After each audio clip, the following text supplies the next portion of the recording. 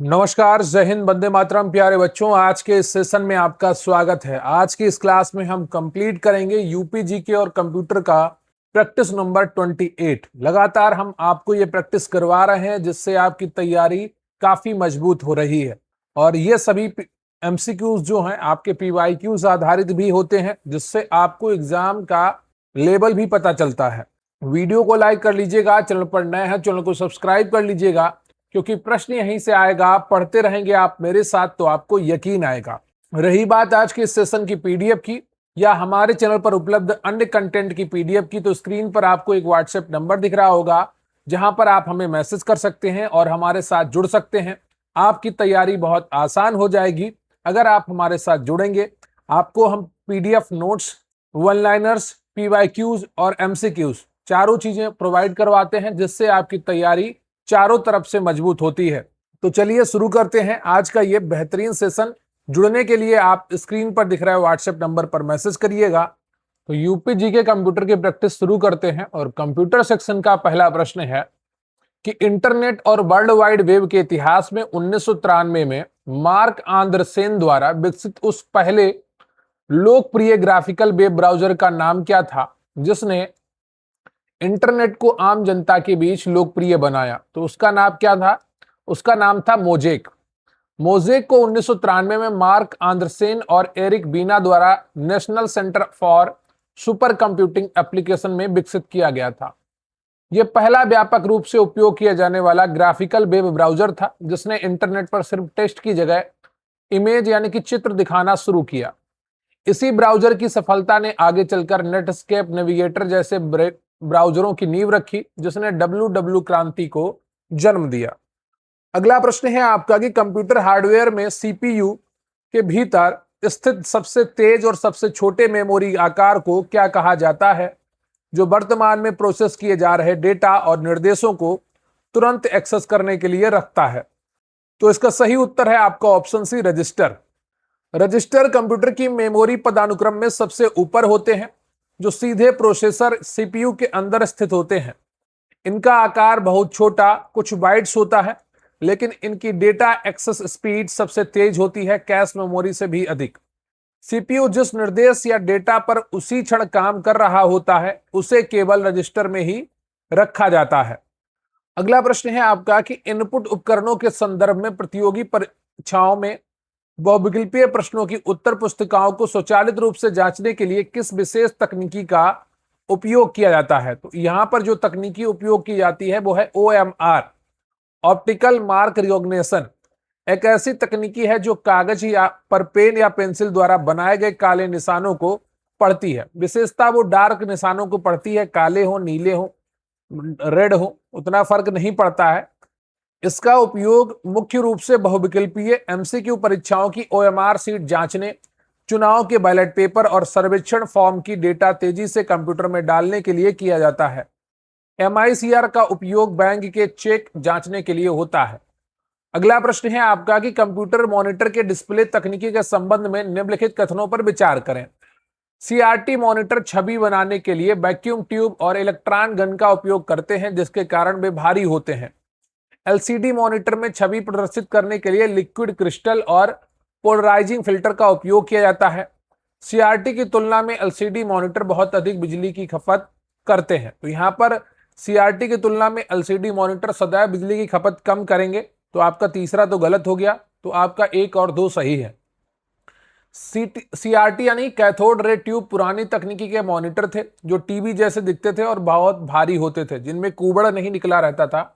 जैसे पुरानी टीवी में कूबड़ निकला रहता था, बहुत मोटी मोटी टीवीज होती थी, उसी प्रकार से आपके कंप्यूटर के मॉनिटर भी हुआ करते थे। LCD यानी कि लिक्विड क्रिस्टल डिस्प्ले आधुनिक मॉनिटर है जो 2 ग्लास लेयर के बीच भरे लिक्विड क्रिस्टल का उपयोग करते हैं, जिससे स्क्रीन पतली हो जाती है। LCD मॉनिटर CRT की तुलना में बहुत कम, लगभग 50 से 70% कम बिजली की खपत करते हैं। अगला प्रश्न है आपका कि इंटरनेट रूटिंग के संदर्भ में उस महत्वपूर्ण एक्सटीरियर गेटवे प्रोटोकॉल EGP का क्या नाम है जिसे इंटरनेट का गोंद ग्लू ऑफ द इंटरनेट कहा जाता है, जो विभिन्न स्वायत्त प्रणालियों के बीच रूटिंग जानकारी का आदान प्रदान करता है? तो इसे कहा जाता है BGP। वार्डर गेटवे प्रोटोकॉल इंटरनेट का मुख्य राउटिंग प्रोटोकॉल है जो टीसीपी पोर्ट 179 का उपयोग करता है। इंटरनेट कई हजारों स्वायत्त प्रणालियों का एक नेटवर्क है। बीजीपी इन सभी प्रणालियों जैसे विभिन्न आईएसपी नेटवर्क को आपस में जोड़ता है और डेटा पैकेट भेजने के लिए सबसे कुशल मार्ग तय करता है। चूंकि यह पूरे वैश्विक इंटरनेट को एक साथ जोड़े रखता है, इसलिए इसे इंटरनेट का गोंद यानी कि ग्लू ऑफ द इंटरनेट कहा जाता है। अन्य विकल्प ओएसपीएफ, आरआईपी, आंतरिक राउटिंग यानी कि आईजीपी के लिए है। अगला प्रश्न है आपका कि वेब संचार में सुरक्षा सुनिश्चित करने के लिए सामान्य एचटीटीपी की तुलना में एचटीटीपीएस का उपयोग किया जाता है। एचटीटीपीएस में एस का क्या अर्थ है और यह डिफॉल्ट रूप से किस पोर्ट का उपयोग करता है? तो सही उत्तर है आपका यहाँ पर option B, secure port 443। HTTPS का जो फुल फॉर्म है वो है hyper text transfer protocol secure. यह एचटीटीपी का एक सुरक्षित संस्करण है जहां ब्राउजर और सर्वर के बीच संचार को एसएसएल टीएलएस द्वारा एन्क्रिप्ट किया जाता है ताकि कोई हैकर पासवर्ड या कार्ड डिटेल्स ना चुरा सके। सामान्य एचटीटीपी पोर्ट 80 का उपयोग करता है जबकि एचटीटीपीएस डिफॉल्ट रूप से पोर्ट 443 का उपयोग करता है।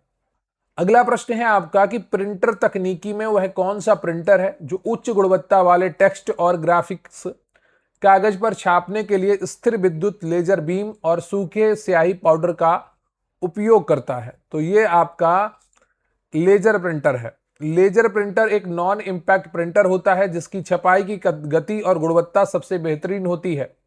ये फोटोकॉपियर मशीन के सिद्धांत पर काम करता है। इसमें लेजर बीम का उपयोग एक फोटो सेंसिटिव ड्रम पर छवि छापने के लिए किया जाता है। इसमें गीली स्याही के बजाय टोनर नामक सूखे काले पाउडर का उपयोग किया जाता है जिससे कागज पर पिघलाकर चिपकाया जाता है। अगला प्रश्न है आपका कि मोबाइल और टैबलेट संचालन के संदर्भ में दुनिया के सबसे लोकप्रिय मोबाइल ऑपरेटिंग सिस्टम एंड्रॉयड का मुख्य आधार या कर्नेल क्या है? तो इसका मुख्य आधार या कर्नेल लिनक्स कर्नेल होता है। कई बार मैंने आपको यह प्रश्न कराया है, अब तक रट गया होगा। एंड्रॉयड एक open source mobile operating system है जिसे गूगल द्वारा विकसित किया गया है। ये लाइन भी इंपॉर्टेंट है, याद रखिएगा। इसकी वास्तुकला लिनक्स कर्नेल के एक संशोधित संस्करण पर आधारित है।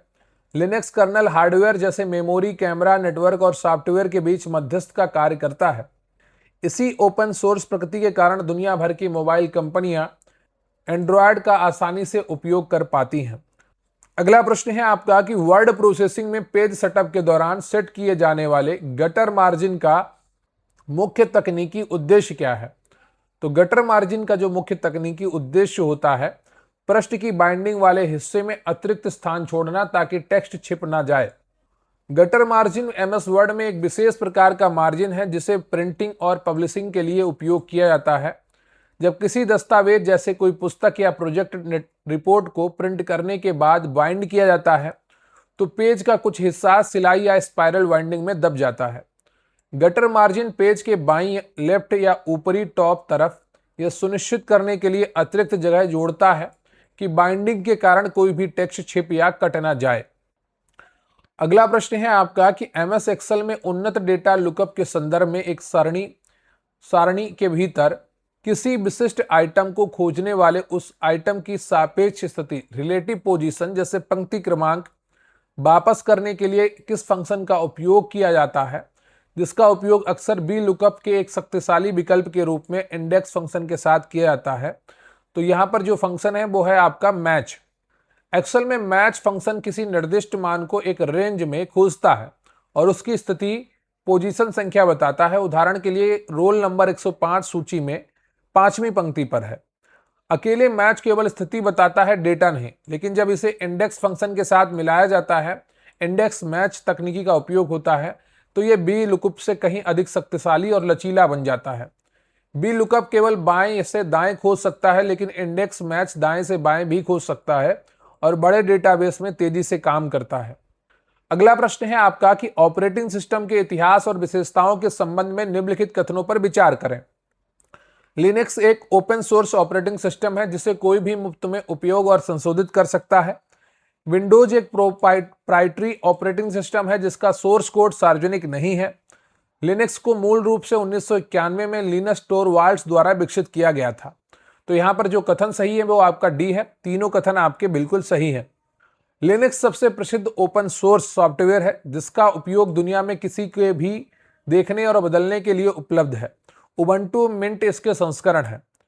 विंडोज, माइक्रोसॉफ्ट और मैक ओएस जो है एप्पल का क्लोज्ड सोर्स या प्रोप्राइटरी ओएस है। इन्हें खरीदना पड़ता है और आप इनके मुख्य कोड में बदलाव भी नहीं कर सकते हैं। लिनक्स कर्नल को 1991 में फिनलैंड के छात्र लिनस टोरवाल्ड्स ने विकसित किया था। अगला प्रश्न है आपका कि सोशल नेटवर्किंग परिदृश्य में मुख्य रूप से पेशेवरों के नेटवर्किंग कैरियर विकास और नौकरी खोजने के लिए उपयोग किए जाने वाले किस लोकप्रिय प्लेटफॉर्म का अधिग्रहण वर्ष 2016 में माइक्रोसॉफ्ट द्वारा $26 बिलियन में किया गया था?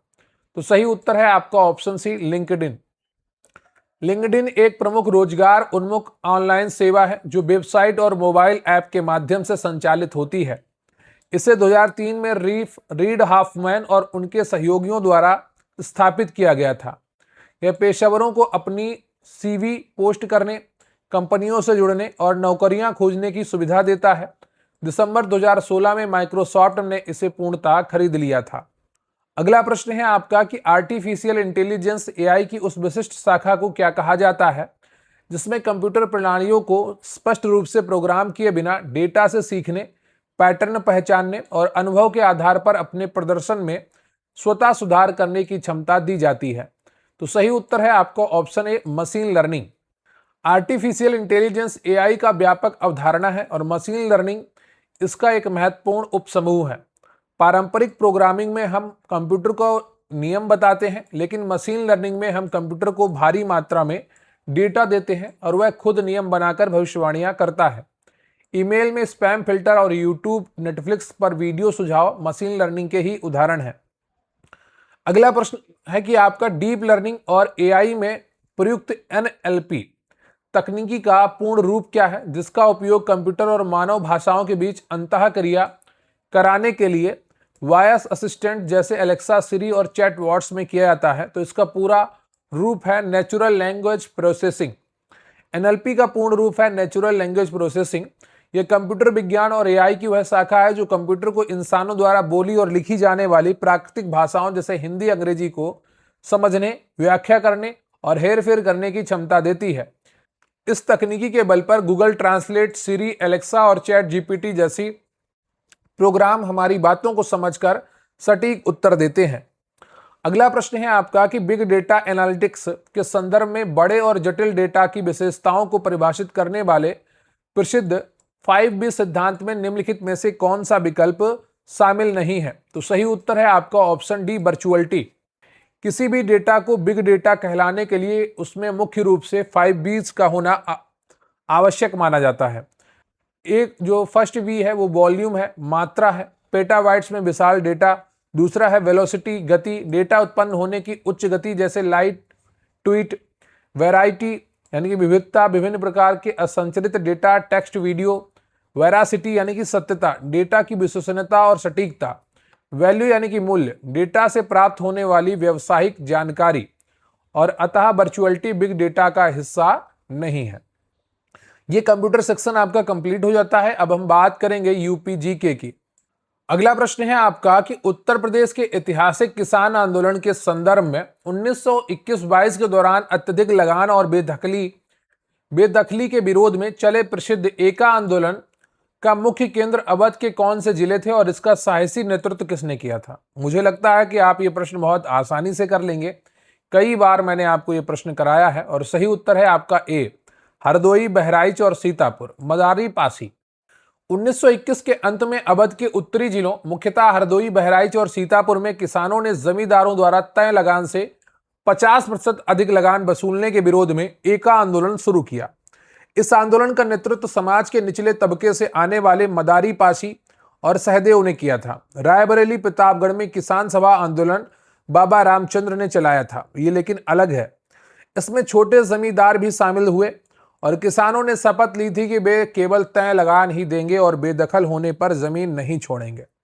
अगला प्रश्न है आपका कि उत्तर प्रदेश की साहित्य विरासत के संदर्भ में हिंदी के प्रसिद्ध उपन्यास सम्राट मुंशी प्रेमचंद धनपत राय श्रीवास्तव ने अपने जीवन के अंतिम वर्षों में 1930 के दशक में वाराणसी से किस ऐतिहासिक साहित्यिक पत्रिका का संपादन किया था जो भारतीय स्वतंत्रता संग्राम और यथार्थवादी साहित्य का एक प्रमुख मंच बन गई थी?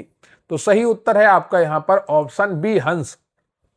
हंस हिंदी साहित्य की एक अत्यंत प्रतिष्ठित पत्रिका थी जिसकी स्थापना और संपादन 1930 में मुंशी प्रेमचंद ने वाराणसी से किया था। यह पत्रिका राष्ट्रीय जागरण, सामाजिक कुरीतियों के विरोध और प्रगतिशील साहित्य का प्रमुख मुखपत्र थी। प्रेमचंद्र के बाद इसका संपादन उनके बेटे अमृत राय ने भी किया। सरस्वती पत्रिका का संपादन महावीर प्रसाद द्विवेदी ने और कवि वचन सुधा का भारतेंदु हरिश्चंद्र ने किया था। अगला प्रश्न है आपका कि उत्तर प्रदेश की मध्यकालीन वास्तुकला के संदर्भ में जौनपुर स्थित ऐतिहासिक अटाला मस्जिद का निर्माण 1408 ईस्वी में सरकी राजवंश के किस शासक द्वारा पूरा करवाया गया था, जो अपनी अनूठी इंडो इस्लामिक वास्तुकला जिसमें मीनारे नहीं है के लिए प्रसिद्ध है? तो सही उत्तर है आपका ऑप्शन बी, इब्राहिम शाह सरकी। जौनपुर को अपनी शिक्षा और वास्तुकला के कारण पूर्व का सिराज कहा जाता था। यहाँ सरकी वास्तुकला का सबसे बेहतरीन उदाहरण अटाला मस्जिद है। इसकी नींव 1377 ईस्वी में फिरोज शाह तुगलक ने रखी थी, लेकिन इसका निर्माण 1408 ईस्वी में सरकी वंश के सबसे महान शासक इब्राहिम शाह सरकी द्वारा पूरा करवाया गया। इस वास्तुकला की सबसे खास बात यह है कि इसमें सामान्य मस्जिदों की तरह मीनारे नहीं हैं, बल्कि इसके प्रवेश द्वार पर ऊंचे और विशाल तोरण बने हुए हैं। अगला प्रश्न है आपका कि उत्तर प्रदेश के लोक नृत्यों के संदर्भ में धोबिया नृत्य मुख्य रूप से राज्य के किस भौगोलिक क्षेत्र में धोबी समुदाय द्वारा किया जाने वाला एक पारंपरिक और मनोरंजक नृत्य है, जिसमें एक नर्तक धोबी बनता है और दूसरा गधा बनता है? तो सही उत्तर है आपका बी, पूर्वांचल। धोबिया नृत्य उत्तर प्रदेश के पूर्वांचल क्षेत्र का एक बहुत ही लोकप्रिय और पारंपरिक लोक नृत्य है। यह मुख्य रूप से विवाह, संतान जन्म और अन्य मांगलिक अवसरों पर धोबी समुदाय के पुरुषों द्वारा किया जाता है। इस नृत्य की विशेषता यह है कि इसमें वाद्य यंत्रों, नगाड़ा, झांझ की ताल पर एक नर्तक कपड़े धोने वाले धोबी का अभिनय करता है, दूसरा उसका गधा बनता है, जो दोनों के बीच के अटूट रिश्ते को दर्शाता है। अगला प्रश्न है आपका कि उत्तर प्रदेश की क्षेत्रीय भाषाओं के भौगोलिक वितरण के संबंध में निम्नलिखित कथनों पर विचार करें। 3 बिंदु दिए गए हैं कि भोजपुरी मुख्य रूप से उत्तर प्रदेश के पश्चिमी जिलों जैसे मेरठ, मुजफ्फरनगर में बोली जाती है। बुंदेली भाषा उत्तर प्रदेश के दक्षिणी पठारी क्षेत्र जैसे झांसी, बांदा, ललितपुर में प्रमुख रूप से बोली जाती है। ब्रज भाषा का मुख्य केंद्र मथुरा, आगरा और उसके आसपास के क्षेत्र हैं। तो यहाँ पर कौन सा ऑप्शन आपका सही है? तो सही ऑप्शन होगा आपका ऑप्शन बी, 2 और 3। भोजपुरी मेरठ, मुजफ्फरनगर में नहीं, पूर्वी उत्तर प्रदेश में बोली जाती है। जहां गोरखपुर, वाराणसी, बलिया आदि में भोजपुरी बोली जाती है, जबकि पश्चिमी यूपी, मेरठ आदि में खड़ी बोली जाती है, कौरबी जिसको कहते हैं। बुंदेली भाषा बुंदेलखंड क्षेत्र यूपी के दक्षिणी 7 जिले झांसी, ललितपुर, महोबा, बांदा आदि में बोली जाती है। ब्रज भाषा मुख्य रूप से ब्रज मंडल, मथुरा, आगरा, अलीगढ़ में बोली जाती है, जहां श्री कृष्ण का जन्म और पालन पोषण हुआ था। अगला प्रश्न है आपका कि उत्तर प्रदेश की विश्व स्तरीय ऐतिहासिक विरासत सारनाथ का मुख्य धार्मिक और ऐतिहासिक महत्व क्या है? तो सही उत्तर है आपका ऑप्शन बी। यहां भगवान बुद्ध ने अपना पहला उपदेश दिया था, जिसे धर्म चक्र प्रवर्तन कहा जाता है। सारनाथ वाराणसी से मात्र 10 किलोमीटर दूर स्थित एक प्रमुख बौद्ध तीर्थ स्थल है। बोध गया में ज्ञान प्राप्ति के बाद भगवान बुद्ध ने सारनाथ के मृगदाव हिरण पार्क में अपने पहले 5 शिष्यों को अपना पहला उपदेश दिया था। बौद्ध ग्रंथों में इस ऐतिहासिक घटना को धर्म चक्र प्रवर्तन, धर्म के पहिए का घूमना कहा जाता है।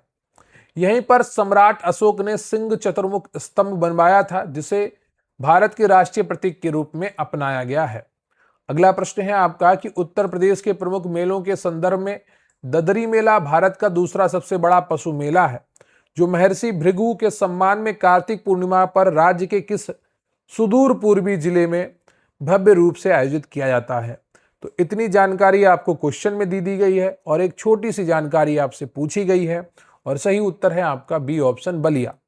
ददरी मेला उत्तर प्रदेश के सबसे पूर्वी जिले बलिया में गंगा और तमसा नदी के संगम पर आयोजित होता है। यह बिहार के सोनपुर मेले के बाद भारत का दूसरा सबसे बड़ा पशु मेला माना जाता है। यह मेला ऐतिहासिक रूप से महर्षि भृगु के शिष्यों द्वारा शुरू किया गया था और यह हर साल कार्तिक पूर्णिमा अक्टूबर नवंबर के अवसर पर आयोजित होता है, जहां देश भर से उत्कृष्ट नस्ल के पशु लाए जाते हैं। यूपी ट्रिपल लेखपाल से जुड़ा हुआ प्रश्न है। अगला प्रश्न है आपका कि उत्तर प्रदेश के भौगोलिक परिदृश्य के संदर्भ में राज्य अपनी सबसे लंबी सीमा, लॉन्गेस्ट बॉर्डर, किस पड़ोसी राज्य के साथ साझा करता है जो यूपी के सर्वाधिक 11 जिलों को स्पर्श करती है? तो सही उत्तर है आपका ऑप्शन सी, मध्य प्रदेश। उत्तर प्रदेश अपनी सीमा 8 राज्यों और एक केंद्र शासित प्रदेश दिल्ली के साथ साझा करता है और सबसे लंबी सीमा मध्य प्रदेश है। उत्तर प्रदेश के कुल 11 जिला मध्य प्रदेश के साथ सीमा साझा करते हैं। आगरा, इटावा, जालौन, झांसी, ललितपुर, महोबा, बांदा, चित्रकूट, प्रयागराज, मिर्जापुर, सोनभद्र आदि। सबसे छोटी सीमा हिमाचल प्रदेश केवल सहारनपुर के साथ लगती है। अगला प्रश्न है आपका कि उत्तर प्रदेश की मिट्टी और कृषि के संदर्भ में गंगा यमुना के मैदानी भागों में पाई जाने वाली उस नई जलोढ़ मिट्टी को क्या कहा जाता है जिसका निर्माण नदियों द्वारा हर साल लाई गई बाढ़ की मिट्टी से होता है और जो अत्यधिक उपजाऊ होती है? तो सही उत्तर है आपकी खादर। उत्तर प्रदेश का मैदानी भाग मुख्य रूप से नदियों द्वारा लाई गई जलोढ़ मिट्टी से बना है, जिसे आयु के आधार पर 2 भागों में बांटा जाता है। खादर यह बाढ़ वाले क्षेत्र में पाई जाने वाली नई जलोढ़ मिट्टी है। हर साल बाढ़ का पानी इसे ताजा कर देता है, इसलिए यह बहुत बारीक गहरे रंग की और अत्यधिक उपजाऊ होती है। भांगर बांगर ये बाढ़ के स्तर से ऊपर पाई जाने वाली पुरानी जलोढ़ मिट्टी है जिसमें कंकड़ पाए जाते हैं और ये खादर की तुलना में कम उपजाऊ होती है। अगला प्रश्न है आपका कि उत्तर प्रदेश के पर्यावरण संरक्षण के संदर्भ में राष्ट्रीय चंबल अभ्यारण्य, जो मुख्य रूप से गंभीर रूप से लुप्त प्राय घड़ियाल और गंगा नदी डॉल्फिन के संरक्षण के लिए स्थापित किया गया था, का प्रबंधन उत्तर प्रदेश के साथ अन्य किन 2 राज्यों के संयुक्त सहयोग से किया जाता है? तो सही उत्तर है आपका मध्य प्रदेश और राजस्थान।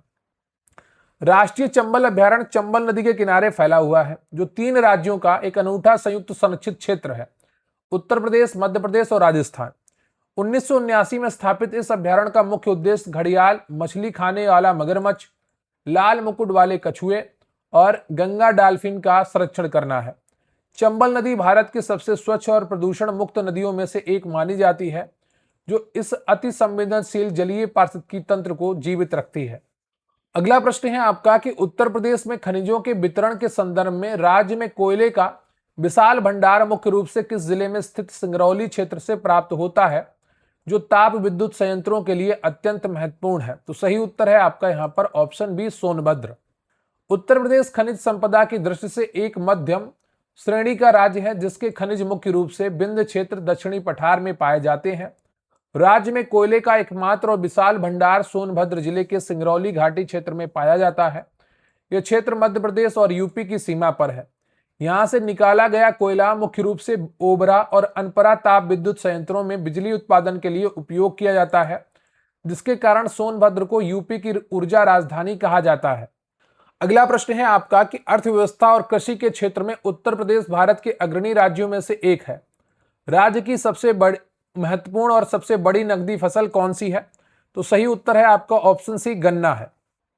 नकदी फसलें वे फसलें होती हैं जिन्हें किसान अपने उपभोग के लिए नहीं बल्कि बाजार में बेचकर तुरंत नगद धन कमाने व्यापारिक उद्देश्य से उगाते हैं। उत्तर प्रदेश पूरे भारत में गन्ना का सबसे बड़ा उत्पादक राज्य है। गन्ना यूपी की सबसे महत्वपूर्ण और सबसे बड़ी नकदी फसल है, जिस पर राज्य की विशाल चीनी मिलें और लाखों किसानों की आजीविका निर्भर है। अगला प्रश्न है आपका कि उत्तर प्रदेश की एक जिला एक उत्पाद योजना के तहत अपने विशेष स्वाद, सुगंध और पोषण के लिए विश्व प्रसिद्ध काला नमक चावल, जिसे बुद्ध का महाप्रसाद भी कहा जाता है, मुख्य रूप से किस जिले का विशिष्ट उत्पाद है? तो ये आपका सिद्धार्थनगर का है। काला नमक चावल भारत में उगाए जाने वाले चावल की बेहतरीन गुणवत्ता वाली सुगंधित किस्मों में से एक है। इसकी बाहरी भूसी का रंग काला होता है। बौद्ध मान्यताओं के अनुसार भगवान बुद्ध ने इसे ज्ञान प्राप्ति के बाद श्रावस्ती के लोगों को उपहार महाप्रसाद के रूप में दिया था। इसे भौगोलिक संकेतक जीआई टैग प्राप्त है और उत्तर प्रदेश सरकार की महत्वाकांक्षी ओडीओपी योजना के तहत इसे सिद्धार्थनगर जिले के विशिष्ट उत्पाद के रूप में चुना गया है। अगला प्रश्न है आपका कि उत्तर प्रदेश के प्रशासनिक और शहरी विकास विभाजन के संदर्भ में राज्य में वर्तमान में कुल कितने नगर निगम कार्यरत हैं और अप्रैल 2018 में किस ऐतिहासिक शहर को सबसे नवीनतम नगर निगम का दर्जा प्रदान किया गया है? तो सही उत्तर है आपका यहाँ पर ऑप्शन बी, 17 नगर निगम है और नवीनतम शाहजहांपुर है।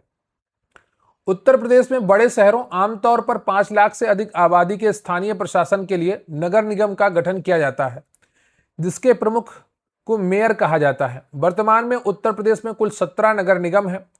मई 2017 में अयोध्या और मथुरा वृंदावन को नगर निगम बनाया गया था और उसके बाद अप्रैल 2018 में शाहजहांपुर को यूपी का 17वां और सबसे नवीनतम नगर निगम घोषित किया गया था। अगला प्रश्न है आपका कि भ्रष्टाचार रोधी संस्था उत्तर प्रदेश लोकायुक्त के संदर्भ में निम्नलिखित कथनों पर गहराई से विचार करें। पहला कथन है कि उत्तर प्रदेश लोकायुक्त और उप लोकायुक्त अधिनियम 1975 में पारित किया गया था और राज्य के पहला लोकायुक्त न्यायमूर्ति बिशंबर दयाल थे। बिल्कुल सही है। वर्ष 2012 में एक महत्वपूर्ण संशोधन के माध्यम से उत्तर प्रदेश सरकार ने लोकायुक्त का कार्यकाल 6 वर्ष से बढ़ाकर 8 वर्ष कर दिया। तो यह कथन यहां पर सही है क्योंकि वर्ष 2012 भी आगे दिया गया है। लोकायुक्त राज्य के मंत्रियों और लोक सेवकों के साथ मुख्यमंत्री के खिलाफ भी भ्रष्टाचार के आरोपों की जांच कर सकता है। तो यहां पर यह कथन भी सही नहीं है। यहां पर 1 और 2 आपके कथन सही है। कथन 1 सत्य है। यूपी में लोकायुक्त अधिनियम 1975 में पारित हुआ था। 1977 में न्यायमूर्ति बिशंबर दयाल पहले लोकायुक्त बने। मार्च 2012 में यूपी विधानसभा ने लोकायुक्त का कार्यकाल 6 वर्ष से बढ़ाकर 8 वर्ष कर दिया, लेकिन उत्तर प्रदेश सरकार ने 2024 में लोकायुक्त और उप लोकायुक्त का कार्यकाल 8 वर्ष से घटाकर 5 वर्ष कर दिया और अधिकतम आयु सीमा 70 वर्ष कर दी गई।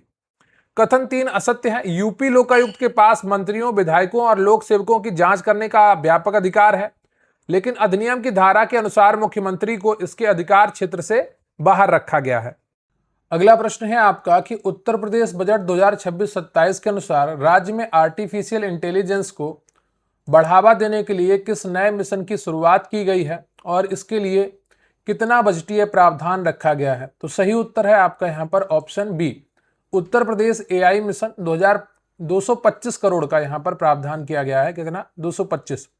वित्तीय वर्ष 2026-27 के बजट में उत्तर प्रदेश सरकार ने देश में तकनीकी नेतृत्व सुनिश्चित करने के लिए यूपी एआई मिशन शुरू करने की घोषणा की है। इस नए मिशन के क्रियान्वयन और बुनियादी ढांचे के विकास के लिए बजट में 225 करोड़ की विशेष व्यवस्था की गई है।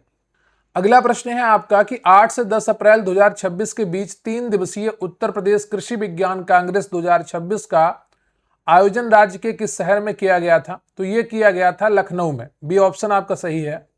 उत्तर प्रदेश के मुख्यमंत्री योगी आदित्यनाथ ने अप्रैल 2026 में लखनऊ में 3 दिवसीय उत्तर प्रदेश कृषि विज्ञान कांग्रेस 2026 का औपचारिक उद्घाटन किया था। इस प्रतिष्ठित कृषि वैज्ञानिक समागम का आयोजन लखनऊ स्थित भारतीय गन्ना अनुसंधान संस्थान IISR के परिसर में किया गया था। इसका मुख्य उद्देश्य कृषि क्षेत्र में आधुनिक तकनीकी, विपणन, निर्यात, संवर्धन और किसानों की आय दोगुनी करने के रोड मैप पर चर्चा करना था। अगला प्रश्न है आपका कि 7 अप्रैल 2026 को मुख्यमंत्री योगी आदित्यनाथ की अध्यक्षता में हुई मंत्रिपरिषद की बैठक में महापुरुषों की प्रतिमाओं को मौसम और अतिक्रमण से बचाने के लिए किस नई योजना को मंजूरी दी गई है? तो सही उत्तर है आपका option C, doctor BR Ambedkar मूर्ति विकास योजना। उत्तर प्रदेश मंत्रिपरिषद ने 7 अप्रैल 2026 को आधिकारिक तौर पर डॉक्टर BR अम्बेडकर मूर्ति विकास योजना के प्रस्ताव को मंजूरी दी है। इस योजना का प्राथमिक उद्देश्य राज्य में स्थापित महापुरुषों की प्रतिमाओं को मौसम के दुष्प्रभावों, अतिक्रमण और उपेक्षा से बचाना है। योजना के तहत बिना छत्र तथा बाउंड्री वाल वाली मूर्तियों के आसपास सुरक्षात्मक ढांचा और सौंदर्यीकरण का कार्य किया जाएगा। अगला प्रश्न है आपका कि उत्तर प्रदेश के राष्ट्रीय अनुसंधान संस्थानों के संदर्भ में औषधि विकास और अनुसंधान के लिए विश्व स्तर पर प्रसिद्ध केंद्रीय औषधि अनुसंधान संस्थान राज्य में कहां स्थित है? तो यह स्थित है आपका लखनऊ में। केंद्रीय औषधि अनुसंधान संस्थान वैज्ञानिक और औद्योगिक अनुसंधान परिषद की एक प्रमुख प्रयोगशाला है। इसकी स्थापना 1951 में स्वतंत्र भारत में नई दवाओं के विकास के उद्देश्य से की गई थी और यह उत्तर प्रदेश की राजधानी लखनऊ में स्थित है। यह संस्थान मलेरिया, तपेदिक यानी कि टीबी और गर्भ निरोधक दवाओं के विकास जैसे प्रसिद्ध सहेली पिल के लिए भी विश्वविख्यात है। अगला प्रश्न है आपका कि उत्तर प्रदेश के पर्यावरण और पक्षी विहारों के संदर्भ में ओखला पक्षी अभ्यारण्य जो यमुना नदी के तट पर स्थित है और प्रवासी पक्षियों के लिए एक प्रमुख स्वर्ग माना जाता है, राज्य के किस जिले में स्थित है? जब बात ओखला की आती है तो आपके दिमाग में गौतम बुद्ध नगर आना चाहिए। ओखला पक्षी अभयारण्य लगभग 4 वर्ग किलोमीटर में फैला एक प्रमुख आर्द्रभूमि और वन्यजीव अभयारण्य है, जिसकी स्थापना 1990 में हुई थी। यह दिल्ली और उत्तर प्रदेश की सीमा पर ओखला बैराज के पास गौतम बुद्ध नगर जिले में स्थित है। सर्दियों के मौसम में यहां रूस, साइबेरिया और यूरोप से 300 से अधिक प्रजातियों के हजारों प्रवासी पक्षी जैसे राजहंस प्रवास के लिए आते हैं, जिससे यह पर्यावरण प्रेमियों के लिए आकर्षण का केंद्र है। तो आज का ये सेशन आपका कंप्लीट होता है। वीडियो को लाइक कर लीजिएगा, चैनल पर नए हैं चैनल को सब्सक्राइब कर लीजिएगा, अपने दोस्तों के साथ भी वीडियो शेयर करिएगा और कमेंट करके बताइएगा कि 35 में से आपके कितने प्रश्न सही हुए हैं। अब तो बहुत सारे प्रश्न आपके सही होने लगे होंगे। लगातार हम प्रैक्टिस कर रहे हैं पीवाईक्यूज और एमसीक्यूज के द्वारा। जितने भी मैं आपको प्रैक्टिस सेट कराता हूं उनमें पीवाईक्यूज को भी रखता हूं, ताकि आपका दोनों एक साथ चलता रहे, पीवाईक्यूज और एमसीक्यूज। आज के भी प्रैक्टिस सेट में बहुत सारे पीवाईक्यूज मैंने रखे थे, तो उम्मीद करता हूं आपने सेशन को एंजॉय किया होगा और अच्छे से पढ़ा होगा। रही बात सेशन की पीडीएफ की, तो स्क्रीन पर आपको व्हाट्सएप नंबर दिख रहा होगा, वहां पर आप मैसेज करके हमारे साथ जुड़ सकते हैं और हम आपको सभी पीडीएफ्स को उपलब्ध कराएंगे, नोट्स के साथ में, वन लाइनर्स के साथ में, जिससे आपकी तैयारी बहुत आसान हो जाएगी, रिवीजन बहुत आसान हो जाएगा और परीक्षा में आपको काफी लाभ होगा। तो आज के लिए बस इतना ही। तैयारी करते रहिए और अपने संघर्ष के पथ पर बढ़ते रहिए। परिश्रम ही आपकी सफलता की सबसे बड़ी कुंजी है और स्वयं पर भरोसा बनाकर रखिए। सकारात्मक रहिए, सकारात्मक लोगों के साथ जुड़िए और सकारात्मक रिजल्ट आप पाएंगे। तो मिलते हैं फिर किसी अन्य सेशन में, तब तक के लिए जय हिंद, जय भारत।